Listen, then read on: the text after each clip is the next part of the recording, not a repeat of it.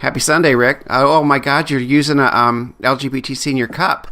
Show the folks what's the writing is. I am. Look I pulled it out. Age to perfection. Yes. You didn't lose it. Yes. I'm so proud of you. I love this cup. And I'm drinking bulletproof coffee. Have you heard of bulletproof coffee? Are you drinking that out of your mug there, your Kit Kat mug? No, it's not. Oh, it is my Kit Kat mug again. That's an accident. That's not planned. But do you have bulletproof coffee? Do you know what I'm talking about? The new trend? No, I don't even know what it is. Oh, it's awesome. It tastes like a latte. But for those that are joining us this morning, welcome everyone, and thanks for joining us on Side Dish. Bulletproof coffee, Mark, you take like a little bit of butter, usually grass-fed cow butter, which is kind of hard to find. Easier for you on the East Coast, harder in Shreveport. But butter's fine. And then coconut oil or coconut milk or not milk, but coconut oil, you know what I'm talking about. And you stick it in there and you stir it up. And it's bulletproof coffee. It's called the new Power Coffee. Enjoy. Okay, great. I'll look for it. It's really cold here. I just want to say that. It's like, with the wind chill, it's 10 below. So, no way. Oh, yeah, really cold. We were supposed to get a huge windstorm last night, and Frank was worried about losing power, and what were we going to do? We didn't lose power. No trees fell, but it's very, very cold.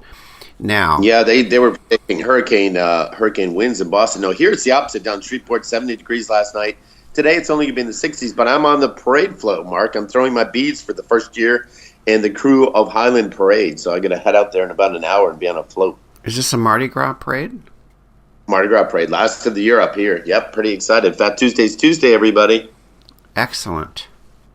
Mm-hmm. I want pictures, please. I will take pictures. Hey, start the conversation. We've got some things to talk about. We do, and they're kind of heavy this week. It just turned out that way. I'll start with Penny Proud was her name. She was a trans woman of color in New Orleans. Was murdered, I think, Tuesday, early in the week. But she was the fifth trans person of color to be murdered in 2015. So the year is starting out violently and tragically and sadly, and I think it's going to sort of fit into a theme we have today of backlash and that kind of thing, because it's just alarming. I mean, the fifth trans woman of color, and gay men get killed too. I just don't know if this is a sign of anything, or I just don't know. But I do know that it doesn't help to live in a society that's flipped out about bathrooms, and it's horrible. And we'll get to this in Arkansas too. It's they demonize transgender people and make them out to be perverted, and they're going to invade our restrooms and all of this shit. And I've said before, I don't care who's in the bathroom with me. I don't care if it's a trans man using the bathroom with me. I couldn't care less. I don't understand why people are so obsessed and fixated on bathrooms, but I think that there's a connection, however tenuous, to the increasing violence against trans people, and that's my first topic. Yeah, I agree, Mark. I mean, hate is hate no matter what. First, they could hate us by not allowing us to marry the person we loved. And now that that's going on, these gay monger or these hate mongers are attacking any other kind of situation they can. Yeah, our top is kind of weaved together, and we can keep this as one big fluid concept because, one of those 5 deaths was very close to home here. It was in North Tyler, Texas. Carlton Champion Jr. was a football player, and he's been arrested. It's alleged that he murdered Ty Lee Underwood, a 24-year-old transgender. The coaches and the fan, I don't know about the coaches, but the people are coming to his defense as attorneys saying, well, he had no idea that this was a man becoming a woman.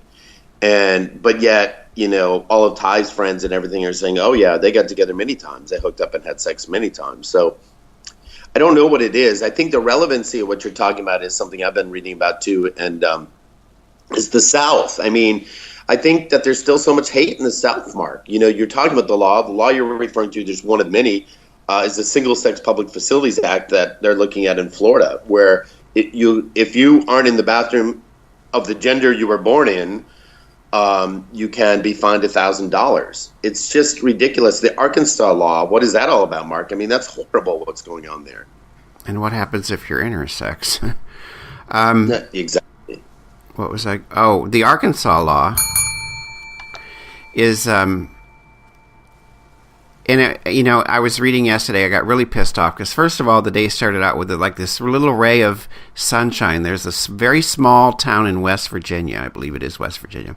5 people. The town has 5 residents, and all of them, all 5 of them, all 5 of them voted to pass a non-discrimination law in their little 5-person town, so that you cannot discriminate against LGBT people. And I thought that was so sweet and powerful and needed in this world. And then an hour later, I'm reading about Arkansas, where the legislature there, Republican controlled, obviously, passed a bill that will prohibit any county or city, any municipality in the state of Arkansas from passing non-discrimination laws against LGBT people. So, and then I was reading that it was really supported by the Duggar family. I don't know if you know about their involvement with this. They were behind the repeal in Fayetteville, and they're just an awful. It's so hard for me not to fight mean with mean, but having 19 fucking kids is not normal. It's freaky. It's freakish. And then you get this woman who's given birth to 19 kids, and she's probably hoping for another 20 before she's too old. And she's leading, she's spearheading this anti-gay backlash that's in Arkansas, and it's in Kansas too. Sam Brownback just rescinded, protections for state LGBT workers that had been passed or done by executive order by Kathleen Sebelius. And then I thought, I hope she didn't leave that job to go be the head of HHS, because we cannot afford to lose governorships to be on. I don't know if that's true. Maybe I don't know what really happened. But she was in Obama's administration. It's like, please don't take governors away to serve on your cabinet. Find somebody else. Really, really good message. Because now they ended up with Sam Brownback, who is a nightmare, and he's done this. And that's what's happening in Arkansas. We lost a Democratic governor, but he was out. He turned out, and it's Asa. I call him Asshole, whatever his name is, up in Arkansas. That sitting on the desk. And you're right. That's an interesting comment. I was like you, Mark. I woke up to good news. Laverne Cox. I don't know if people saw. Yesterday they announced she's going to be on a CBS legal drama called Doubt. And it's supposedly the best pilot out there on CBS, and she plays a character named Cameron Worth, who's a Ivy League educated trans woman. First, true trans role played by a trans woman, like substantial. And then you get this other news. But Mark, I was going to tell you what I was referring to earlier in the South, like you're talking about. I think the issue you've related to with the politics of it, but also when you look at sheer numbers, a group called Song has formed with a group called TLC. I think. Transgender Law Center is the name of the one group, and Song is a group that deals with gay issues in the South, and they're kind of coming together on this issue because 1/3 of all LGBTQ people in the entire country live in the South, and as recently as 2011, the South received less than 3% of LGBTQ funding nationally. So these groups are now working together and seeing what we can do to help to educate and make some changes in the South. As you know, Tim Cook, who happens to be gay, who happens to be the head of Apple, which happens to be the most valued company in the world. It hit its mark the other day. He's put a lot of money into his home state of Alabama to start some changes down in the South as well. So I don't think it's coincidental, Mark, to your earlier comment. I think it's because we lack education here. I was walking my friend's dog through a park yesterday, and she was like, why do all these guys come down here, these older guys in these cars, and go fishing? I said, Karen, you are walking through a notorious gay pickup. I felt, Mark, like it was 25 years ago, And sadly, I said, I could look in those cars, Karen, and tell you every one of those gentlemen is married. There's an issue, Mark, in the South. There is. There is, and probably lots of smaller towns in the country, not just the South. But the South is like, with Roy Moore in Alabama, man, they're trying to make a stand, and I can't wait until the issue is decided, and I hope it's by June. I hope it goes the way we want it to, because we need to move on, and then I'll get into the LGBT Elder Housing Summit, because that's connected to this. We need to move on. We need to get marriage as a settled issue, because I guarantee you there are always going to be people who are screaming about it. But 5 years from now, once it's a nationally settled issue, 5 years from now, it's going to be like a shrug. People are going to be like, whatever. There will be haters. There will be people who are like, I'm going to change this, but they're going to fucking move on like they did in Boston and Canada and, other places, because it's not abortion. It is not abortion. And it's going to just settle in and become part of our cultural fabric. The sooner the better, because we need to keep our eye on other issues. We need to start paying attention. Is it time to segue?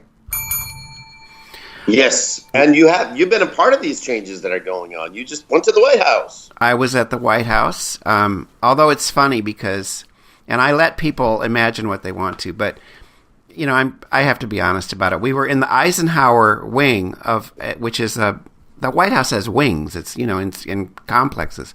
We were in a conference room in the Eisenhower complex, but it is at the White House. And the big emblem said that, all this stuff. So yes, I was at the White House. No Obamas showed up. I knew they wouldn't, because I was like, this is not a state dinner. It's a summit. It's a conference, basically. And but it was great, and it was sponsored by Sage, and there were all kinds of fabulous advocates there. There were maybe a half a dozen panels. The keynote speaker was a woman named Jennifer Ho, who works for HUD. And she was amazing. What a great keynote speech. But the statistics were depressing. And it wasn't just about older, let's just say queer, so I don't have to keep saying LGBTQ. It wasn't just about queer elders. That was the focus. But it started out with statistics of simply being elderly in our society and getting old and being seniors, and how 25% of older Americans have no retirement savings. Not like 10,000, they have none, zero. And then a huge percentage live on Social Security only. A lot of them have nothing left after they pay for housing and food if they're able to. It was really alarming and made me start thinking about my own retirement strategy, because you have to. You have to, unless you want to end up being one of these people who's 65, 70, 75, and you got nothing, and you're just... you're living at the mercy of the kindness of strangers, basically. And then for queer people, we have unique obstacles. And I think a lot of non-queer people don't understand that. They think, well, what's the big deal? We get old too, and we have to put up with shit. But when you're LGBT, like 1 in 4, fears being discriminated against in a nursing facility or an assisted living community. Yes. Because it happens. They're not... It's getting better, and I will applaud the aging services community, because they're doing their best to educate providers and educate nursing home administrators and educate people who work with the aged and with geriatrics. It's coming a long way, but we have a long way to go, and it's very scary. The elderly population is going to double by 2030, and Oh, did I lose you? No, I just heard a weirdness on my thing. No, I'm here. Okay. But anyways, it was an excellent summit, and very vital issues for anyone, young or old. It doesn't matter, but certainly there's no time to waste. And we already have a housing crisis in the country. So where's the call to action? What did they plan to do after you all came together? I mean, did they say we need to be stronger, or was it more? Well, they need to increase the stock of affordable housing for the elderly. They need to keep educating people. They need to make sure that we have protections. And someone mentioned marriage is not the answer for everybody. A lot of people can't get married. A lot of people don't want to get married. Want to get married, right? Right. But there's no legal recognition of families of choice, which is a big problem, because if you're not married, if you don't have a spouse, and you don't have the traditional support systems that heterosexuals have of a family and grandchildren and all this other stuff. What you have basically is a family of choice. Like if I weren't married, you would be one of my family you would be a family of choice for me. Right. But you're not legally recognized, so you can't make decisions for me. You know what I'm saying? All this stuff has to be addressed, and it was an excellent summit. And I'll admit too, to not being a housing advocate. I was invited to this, and it was an honor to go, and I was really, really glad to be there and meet some amazing people. But housing is not an issue that I have focused on or worked on. It's just part of my LGBT senior sphere. So, Well, we'll move on to the next subject, but I would remind people if they go to lgbtsr.com, you can look at past podcasts. And we did have a gal on a couple of years ago, Mark, you may remember, that talked about people moving into nursing homes and all the challenges that they face when they are of the queer community. yeah. So you have, and you posted articles about it, and I'm not, this not to applaud you and say you're, whatever, but it is an issue, and it is an important issue. Yeah, I just meant that I'm not an expert. And by the way, trans people, it's even worse for elderly trans people. I can't even imagine. My friend here, who's a very dear friend of mine, used to always say that, you have the case of two old maid sisters, right? They grew up together in their 80s, and one gets sick, and that's their family of choice. And the other true sister can't even help her in her situation. So, yes, change of subject. That's what we're waiting on. We are at the diner after all. Statistics. Talking about Black AIDS. I told you this is my year to really come down on trade and the DL and all this stuff. Working with Lee Daniels and his mission with the series Empire. But I'm really making a commitment. A couple years ago it was about the trans community. I made a commitment to work with feminism. And my personal commitment now is to really help in any way I can, even if it's using this voice piece that we have here at the cafe, to make known the plight of the Black community. And I read a really interesting article about the statistics of it. We're stating a lot of statistics. I hope we're not boring people, but the numbers speak loud and clear. But I read this article. It says, the writer says, we'll know all Black lives will matter when all forms of Black suffering, including those from HIV/AIDS, aren't hidden in shame and silence. And the article goes on to say, I'm just looking at, to give credit to the writer, Kenyon Farrow, former executive director of Queers for Economic Justice, was the writer of this article. And he went on to state that statistics in the Black community, and so often you will find Black men saying, like we did as gay men back, gay and white straight men back in the pandemic when you and I lived through it, Mark, 30-some years ago, that this was and the Black community still believes this, which I wasn't aware of, that this was something forced on the community and brought to the community and proliferated by imprisoning Black men and having unprotected sex in prison, and that it really was our country kind of throwing it at the Black community. But yet this writer contends, come on, stand up. You're willing to stand up against, I get worked up, sorry. You're willing to stand up against policing issues, and you're willing to stand up with what happened in Ferguson, and you're willing to fight for your community and those issues. But where are you in the true fight of what's going on from an epidemic that is killing your community, partly because you are hiding in shame, and partly because you don't want to admit who you are, and so you're going to live on the DL, and you're going to put yourself up as trade, and you're going to bring the effects of this into your community. In Atlanta, Georgia, for instance, they have the largest number of Black gay residents. At Emory University study in a study in 2014 found that the rate of HIV incidence in young Black gay men in Atlanta, Georgia, Mark, was at 12.1%. 12% of that community. A Black gay man sexually active at 16-year-old is 60% likely to acquire HIV by the age of 30. 60% likely. Despite representing only 14% of the U.S. population. Yeah. The Black community is only 14% of the population, and they are at risk like this. One comment to what you said, the Transgender Discrimination Survey of 2011 showed that 20.23% of survey respondents reported to be HIV positive, and 10% were still unaware of their status, compared to only 2.64% of transgender respondents of all races. It's staggering. And I get worked up because this gentleman ends his article by saying, the question for me is, why are we so able to mobilize Black communities around policing issues, armed with historical fact and current events and contemporary public policy challenges and policing and massive imprisonment, and yet the very mention of HIV disparities is reduced to blame? Yeah. Anyway, it's powerful stuff. It is. And we are at our 20-minute mark. So I know. Did you have? Was there anything else? No, we talked about being queer in the South. We talked about being queer and old. We talked about all kinds of great stuff. Being Black and pretending we're not queer. Yeah, we've had a lot of hot topics, but anyway, I have a topic next week. It's going to talk about gender bending and getting rid of gender. I think we're headed down that path. Who gives a shit if Bruce Jenner's transgender man, woman, what cisgender, whatever. I want to talk about that next week. Then maybe there will be a day, Mark, that we don't even see gender. Do you think that can happen? I don't think it will, but it would be nice. So listen, and on that note, you enjoy your float today, and I'm going to go make will. breakfast. We have a house guest, so I'm going to go make breakfast and have a good time and stay out at the house one more day and head home tomorrow. That's good. You can let them out of the green room now. I know you had to silence them before the show started, and you can feed them and make peace with them. They've probably been signing messages to each other the whole morning. Or texting. I've done that. Have you ever done that? With it's you? Like passing notes in a meeting. I text my friends when I'm in a meeting at work. Oh, okay. Oh, yeah, I've done that. Okay, listen, have a good day, and I will too, and we'll be back next Sunday.